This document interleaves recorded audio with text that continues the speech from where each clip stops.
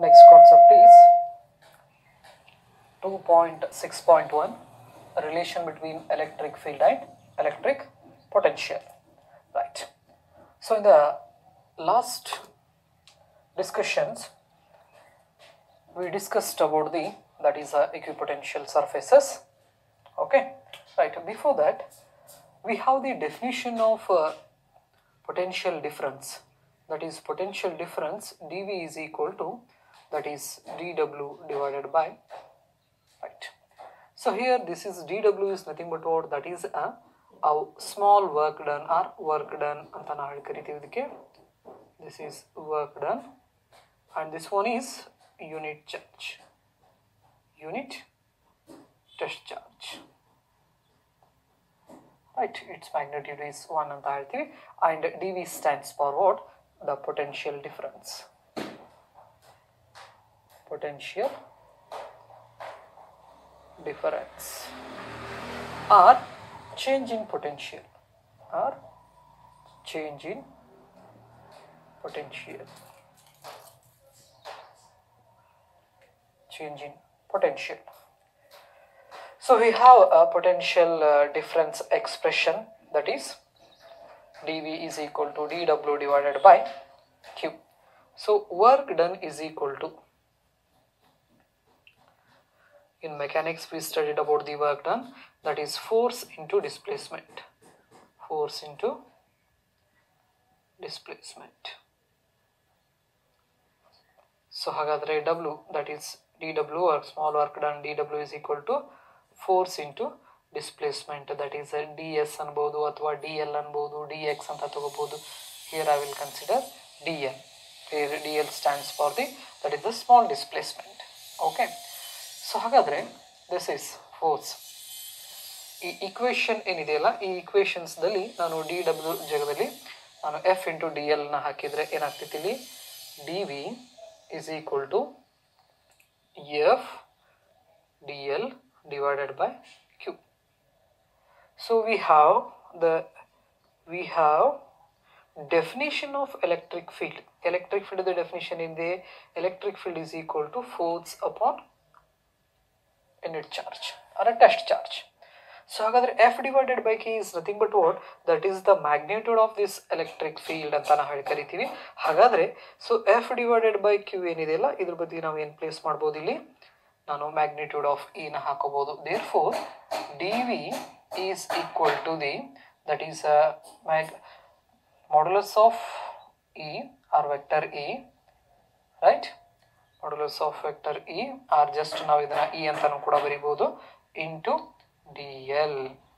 So ಹಾಗಾದ್ರೆ this potential difference is equal to the work done ಅಂತಾನು ಹೇಳಿ ಕರೆಯಬಹುದು, ಅಥವಾ the work done is equal to the potential difference. ಈ statement ಅನ್ನು ನಾವು ತಲೆಯಿಟ್ಕೋಬೇಕು.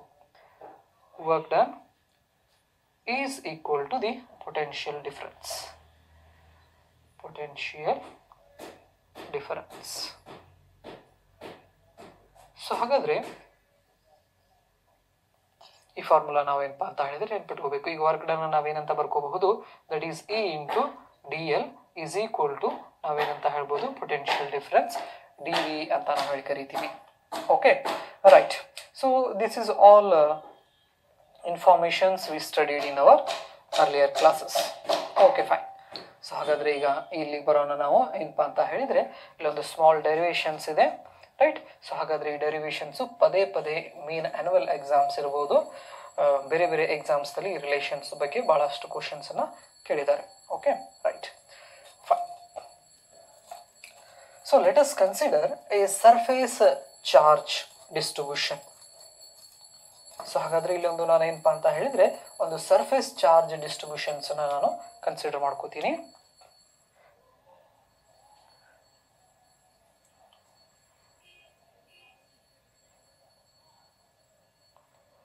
So this is what? This is the surface charge distribution.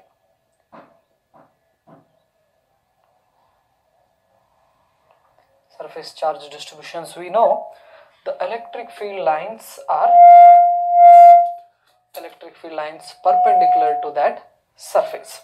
So ಹಾಗಾದ್ರೆ ಇದಕ್ಕೆ ಏನಪ್ಪಾ ಅಂತ ಹೇಳಿದ್ರೆ ಎಲೆಕ್ಟ್ರಿಕ್ ಫೀಲ್ಡ್ ಲೈನ್ಸ್ ಹೆಂಗಿರ್ತೈತೆ ಅಂದ್ರೆ ಪರ್ಪೆಂಡಿಕ್ಯುಲರ್ ಆಗಿ ಈ ಡೈರೆಕ್ಷನ್ಸ್ದಲ್ಲಿ ಏನಿರ್ತೈತಿ ಎಲೆಕ್ಟ್ರಿಕ್ ಫೀಲ್ಡ್ ನಾವು ಅಬ್ಸರ್ವ್ ಮಾಡಬಹುದು. This is the direction of the electric field lines. These are the electric field direction, that is vector E. So ಹಾಗಾದರೆ ಇಕ್ವಿಪೊಟೆನ್ಷಿಯಲ್ ಸರ್ಫೇಸಸ್ ಅಲ್ಲಿ ನಾವು ನೋಡಿದ್ದೀವಿ. ಸೊ ಈ ಸರ್ಫೇಸ್ ಚಾರ್ಜ್ ಡೆನ್ಸಿಟಿಗೆ ಪ್ಯಾರಲಲ್ ಆಗಿಬಿಟ್ಟು ಏನಪ್ಪಾ ಅಂತ ಹೇಳಿದ್ರೆ ಇಕ್ವಿಪೊಟೆನ್ಷಿಯಲ್ ಸರ್ಫೇಸಸ್ ಇರ್ತಾವೆ. ಹಾಗಾದರೆ let us consider right two closely spaced equipotential surfaces right. So ಹಾಗಾದ್ರೆ ಇಲ್ಲಿ ಎರಡು ಇಕ್ವಿಪೊಟೆನ್ಷಿಯಲ್ ಸರ್ಫೇಸಸ್ ಅನ್ನ ನಾನು ಏನು ಮಾಡ್ಕೋತೀನಿ, ಕನ್ಸಿಡರ್ನ ಮಾಡ್ಕೋತೀನಿ. This is the first equipotential surface. So ಹಾಗಾದ್ರೆ ಈ ಫಸ್ಟ್ equipotential surface ದಲ್ಲಿ ಏನಪ್ಪಾ ಅಂತ ಹೇಳಿದ್ರೆ ಫಸ್ಟ್ equipotential surface ದು ಪೊಟೆನ್ಷಿಯಲ್ ಎಷ್ಟಿದೆ ಅಂತ ತಗೋತೀನಿ V, where V stands for what? That is the potential of the first equipotential surface, right? Let us consider a point A on this equipotential surface. So ಹಾಗಾದ್ರೆ ಈ equipotential surface ದಲ್ಲಿ ನಾವು ಒಂದು point ಅನ್ನ consider ಮಾಡ್ಕೋತೀನಿ, ಅದಕ್ಕೆ ನಾವು A ಅಂತ ಹೇಳಿ ಕರಿತೀವಿ. ಹಾಗಾದ್ರೆ ಪಾಯಿಂಟ್ ಎ ದಲ್ಲಿ ಪೊಟೆನ್ಷಿಯಲ್ ಎಷ್ಟಿದೆ, ವಿ ಪೊಟೆನ್ಷಿಯಲ್ ಇದೆ. ಓಕೆ, ನೆಕ್ಸ್ಟ್ ಹಾಗಾದ್ರೆ ಇಲ್ಲಿಂದ ಇನ್ನೊಂದು ಪೊಟೆನ್ಷಿಯಲ್ ನಾನೇನಪ್ಪ ಅಂತ ಹೇಳಿದ್ರೆ ಇಕ್ವಿಪೊಟೆನ್ಷಿಯಲ್ ಸರ್ಫೇಸ್ ಅನ್ನ ಕನ್ಸಿಡರ್ ಮಾಡ್ಕೋತೀನಿ. This is another equipotential surface, another equipotential surfaces. So ಹಾಗಾದ್ರೆ ಇದು ಇನ್ನೊಂದು equipotential surfaces. So let us consider a point P on this second equipotential surface, right? So ಇದು ಪಾಯಿಂಟ್ P ಅಂತ ಹೇಳ್ತೀವಿ. ಹಾಗಾದ್ರೆ ಪೊಸಿಷನ್ಸ್ಗೆ B ಅಂತ ಹೆಸರು ಕೊಡೋಣ. ಸೊ ಇದ್ರ ಮಧ್ಯೆ ಯಾವ್ದ್ಯಾವುದು ಪಾಯಿಂಟ್ P ಮತ್ತು A ಮಧ್ಯೆ ಇರ್ತಕ್ಕಂಥ ಡಿಸ್ಟೆನ್ಸ್ ನಾನು DL ಅಂತ ನಾ ಕನ್ಸಿಡರ್ ಮಾಡ್ಕೋತೀನಿ. where DL is the distance between these two equipotential surfaces ಕೂಡ ಅಂತ ಹೇಳ್ಬೋದು, ಅಥವಾ ನಾವೇನಂತ ಹೇಳ್ಬೋದು, that is the distance, perpendicular distance between the surface A from point P ಅಂತಾನು ಕೂಡ ನಾವೇನ್ ಮಾಡ್ಬೋದು ಹೇಳ್ಬಹುದು. ಓಕೆ, ಸೊ ಹಾಗಾದ್ರೆ ಈ ಮೊದಲನೇ ಸರ್ಫೇಸ್ ಪೊಟೆನ್ಷಿಯಲ್ ಅನ್ನ ವಿ ಅಂತ ತಗೊಂಡಿವಿ. ಎರಡನೇ ಸರ್ಫೇಸ್ ಪೊಟೆನ್ಷಿಯಲ್ ಅನ್ನ ನಾವಿಲ್ಲಿ that is V plus delta V ಅಂತ ನಾವು ಹೇಳಿ ತಗೋತೀವಿ. V plus delta V, that is delta V stands for what, that is changing potential ಅಂತ ಹೇಳಿ ಕರಿಬಹುದು. ಓಕೆ, ಸೊ ಹಾಗಾದ್ರೆ ಇಲ್ಲಿ ಬರ್ಕೊಂತ ಹೋಗೋಣ. Consider right, consider two closely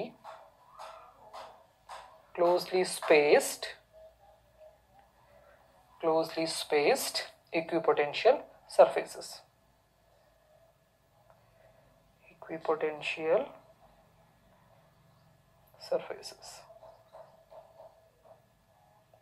Equipotential surfaces A and B. So ಹಾಗಾದ್ರೆ ಇಲ್ಲಿ A ಮತ್ತು B ಅನ್ನೋದೇನದು ಎರಡು equipotential surfaces ಇದಾವೆ, right, with potential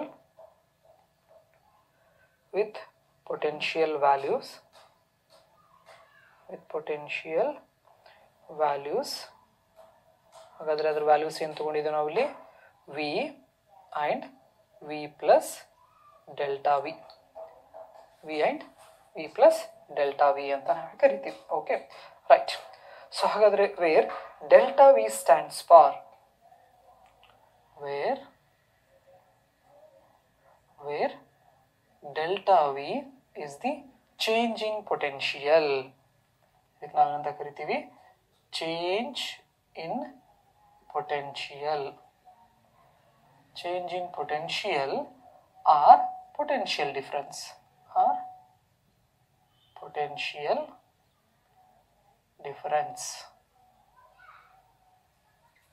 change in potential or potential difference ಅಂತ ನಾವು ಹೇಳಿ ಕರಿತೀವಿ. ನೆಕ್ಸ್ಟ್ DL ಇದೆ ಅಲ್ಲ, that is the perpendicular distance of the surfaces A from point B, or that is the distance, perpendicular distance between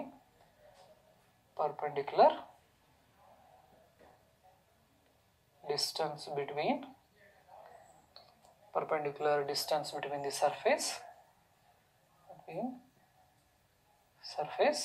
A and B ಅಂತಾನೂ ಕೂಡ ನಾವು ಬರ್ಕೋಬಹುದು. perpendicular surface between surface A and surface B. Okay, so ಹಾಗಾದ್ರೆ here we have to move a test charge from a point B to point A. So ಅಂದರೆ ನಾವಿಲ್ಲಿ ಒಂದು test ಚಾರ್ಜ್ನ ಏನಪ್ಪಾ ಅಂತ ಹೇಳಿದರೆ ಒಂದು ಯೂನಿಟ್ ಟೆಸ್ಟ್ ಚಾರ್ಜ್ ಅಥವಾ ಟೆಸ್ಟ್ ಚಾರ್ಜ್ ಅಂತ ನಾವು ತೊಗೊಂಡ್ಬಿಡ್ತೀವಿ. ಟೆಸ್ಟ್ ಚಾರ್ಜ್ನ ಬಿದಿಂದ ನಾವು ಎ ಪಾಯಿಂಟಿಗೆ ಏನು ಮಾಡಬೇಕು, ಮೂವ್ ಮಾಡಬೇಕು against the electric field. So it means what, we have to work on a test charge to move from point B to point A. It means the surface B to surface A ಅಂತ ನಾವು ಹೇಳಿ ಕರಿತೀವಿ. That is work done on a unit charge to move from surface B to surface A. So ಅದನ್ನು ನಾವು ಹೆಂಗೆ ಬರೀಬೋದಪ್ಪ ಅಂತ ಹೇಳಿದರೆ ಅವಾಗಲೇ ನಮಗೆ ರಿಲೇಷನ್ಸ್ ಗೊತ್ತಿದಾವೆ. ಏನಂದರೆ that is work done in this process, right? Work done is equal to in this process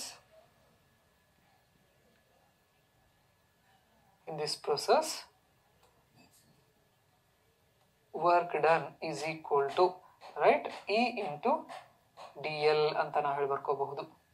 so ಹಾಗಾದ್ರೆ ವರ್ಕ್ ಡನ್ ಎದಕ್ಕೆ ಸಮ ಇರ್ತೈತಿ ಇಲ್ಲಿ? ಇ ಇಂಟು ಡಿ ಎಲ್ ಅಂತ ಹೇಳಿ ನಾವೇನಪ್ಪ ಅಂತ ಹೇಳಿದ್ರೆ ನಾವು ಹೇಳಬಹುದು. ಓಕೆ, ಸೊ ಹಾಗಾದ್ರೆ the work done is equal to what? That is electric field into D L ಅಂತ ನಾವು ಹೇಳಿ ಕರಿತೀವಿ. ಇದು from the definition of this potential difference, that is the work done on a unit charge, right? It means what? The work done is equal to potential difference anta na heli karibahudu. That is work done is equal to potential difference.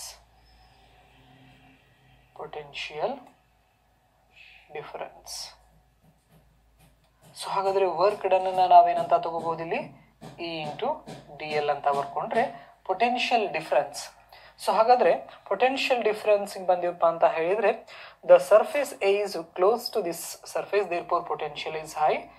V difference ಇರೋದ್ರಿಂದ minus V plus delta V.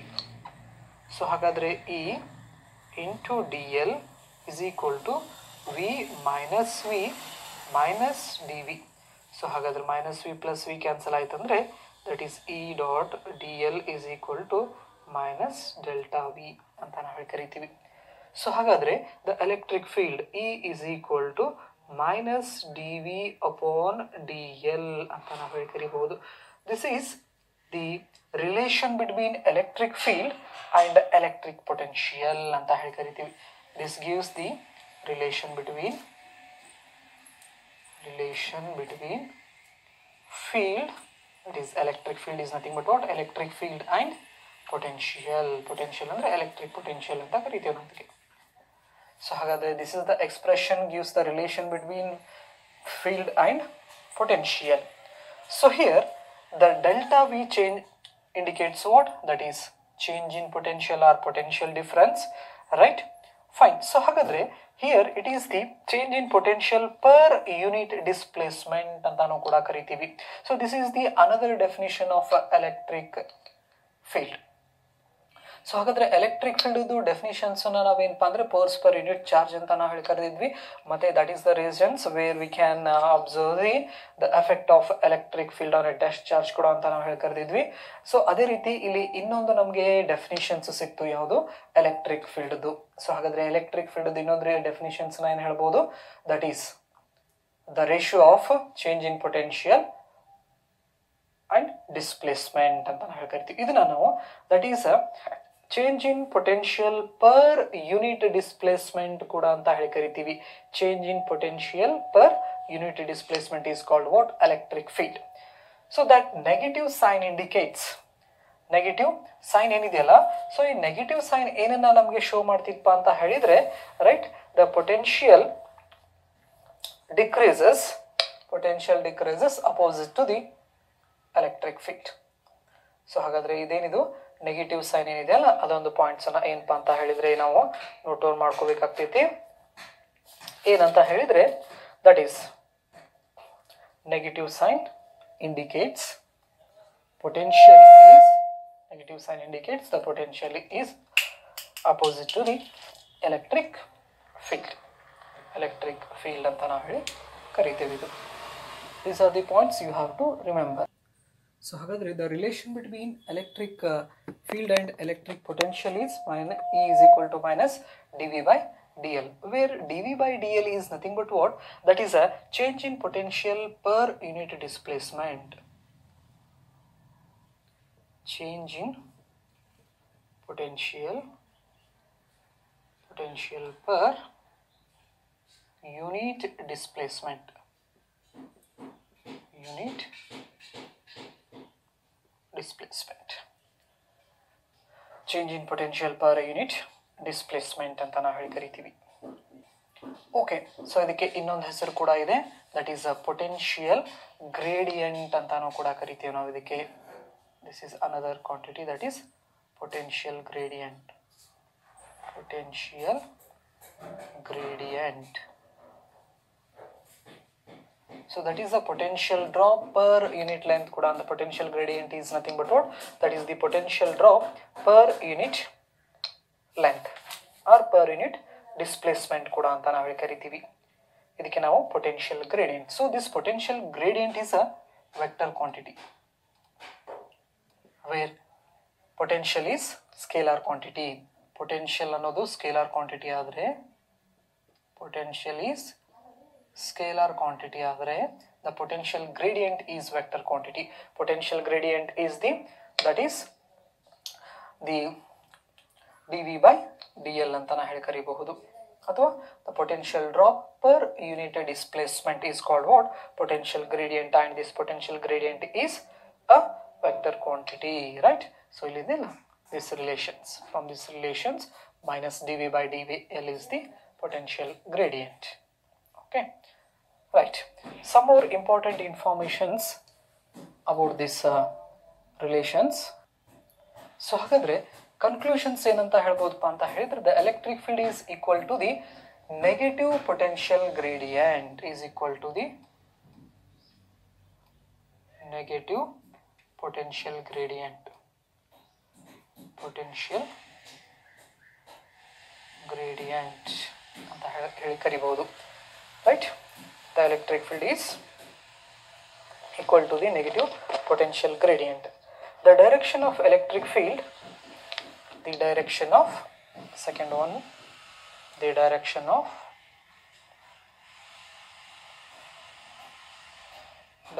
of electric field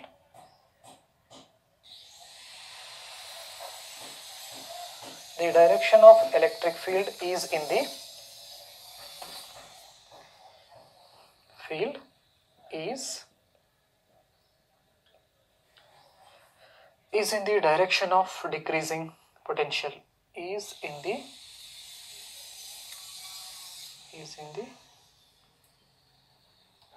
direction of decreasing potential. Decreasing potential. Decreasing potential. So these are the important points we have to remember. So ಹಾಗಾದ್ರೆ from this expression C is equal to minus dV by dl ಇಂದ ಏನಪ್ಪ ಅಂತ ಹೇಳಿದ್ರೆ ನಮಗೇನೆಲ್ಲ ಗೊತ್ತಾಗ್ತೈತಿ, electric field is equal to the negative potential gradient ಅಂತ ನಾವು ಹೇಳಿ ಕರಿತೀವಿ. Next, the direction of this electric field is in the direction of the decreasing potential. ಅಂದ್ರೆ ಈ electric field line directions ಈ ಕಡೆ ಇತ್ತಪ್ಪ ಅಂತ ಹೇಳಿದ್ರೆ, if we move along the direction of the electric field, the potential will go on decreases ಅಂತ ನಾವು understand ಅನ್ನ ಮಾಡ್ಕೋತೀವಿ. Okay, from these relations.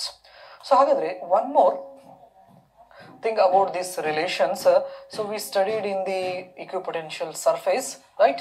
The equipotential surfaces are closer in the region of attraction, the force of attraction between the two charges, and further in the force of repulsions. ಅಂದ್ರೆ ಈ dipole ದಲ್ಲಿ ಒಂದು positive negative charges ಇತ್ತಪ್ಪ ಅಂತ ಹೇಳಿದ್ರೆ ಅಲ್ಲಿ attraction force ಬರ್ತೈತಿ, ಅಂದ್ರೆ ಸ್ಟ್ರೆಂತ್, ಎಲೆಕ್ಟ್ರಿಕ್ ಫೀಲ್ಡ್ ಸ್ಟ್ರೆಂತ್ ಜಾಸ್ತಿ ಇರ್ತೈತಿ ಅಂತ ನಾವು ಕರಿತೀವಿ. ಹಾಗಾದ್ರೆ see here the D L is nothing but what? That is the distance between the two equipotential surfaces. ಹಾಗಾದರೆ ಇಲ್ಲಿ ನಾನು ಎರಡು ಸರ್ಫೇಸಸ್ನ ಏನಪ್ಪ ಅಂತ ಹೇಳಿದರೆ ಈ ಕಡೆ ನೆಗೆಟಿವ್ ಮತ್ತು ಪಾಸಿಟಿವ್ ಚಾರ್ಜಸ್ ಮಧ್ಯೆ ಈಕ್ವಿ ಪೊಟೆನ್ಷಿಯಲ್ ಸರ್ಫೇಸಸ್ನ ಈ ಥರ ತಗೊಂಡಿದ್ದೆ, ನೆನಪಿರ್ಬೋದು. ಸೊ ಈ ಥರ ಏನಪ್ಪ ಅಂತ ಹೇಳಿದರೆ ನಾವು ಈಕ್ವಿ ಪೊಟೆನ್ಷಿಯಲ್ ಸರ್ಫೇಸಸ್ನ ಡ್ರಾ ಮಾಡಿದ್ವಿ. ಸೊ ಹಾಗಾದರೆ here right these equipotential surfaces are closely right arranged.